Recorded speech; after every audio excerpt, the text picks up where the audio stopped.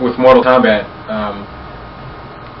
we wanted to again create a backstory so that to kind of give the characters a validity, to give them a reason for existing, and to give the players a reason to attach themselves to certain characters.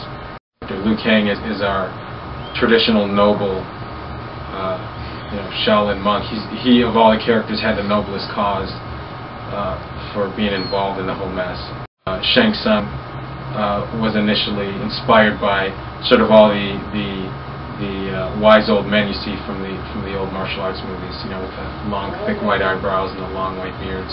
And Goro was just sort of us trying to emulate, some of the classic monsters you saw kind of growing up in the movies, the old Ray Harryhausen movies. There's always a big Cyclops and things of that nature, and sort of Goro we wanted to be sort of a version of those old classic monsters.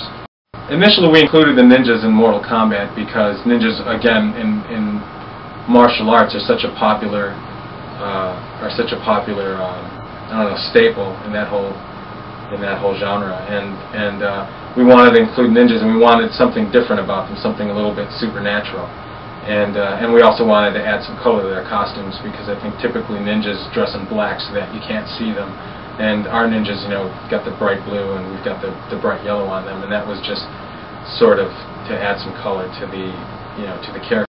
Initially, Sonya never even existed in Mortal Kombat. We created a character who was going to be an African-American U.S. Special Forces character in Mortal Kombat, and his name, Jax's name, was Curtis Stryker in Mortal Kombat 1. And as we went on, it looked like we were only going to have space for 6 characters, but we wound up finding room for a 7th character and decided that we wanted to add a female. At the time it was kind of a rush thing, and we decided to kind of apply the Curtis Stryker character, who eventually became Jax, but wanted to apply Jax's story to Sonya, and and so she sort of became the Special Forces agent, and then Kano was created to kind of be her nemesis and give her a reason for being in the tournament, and create sort of a conflict for her. The graphics are the initial attraction. When somebody looks at a game, the cool graphics kind of attract a player to it, and that will pull in the first token.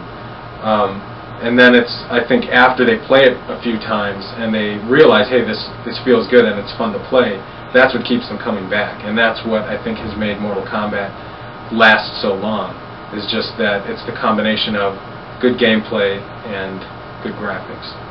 I consider myself a good player at Mortal Kombat. When we first test the game and it first gets out there for that first month, I'm probably pretty capable of kicking anybody's butt. But you give it a month or two, and the players just latch on to certain elements of the game, and I just can't win anymore.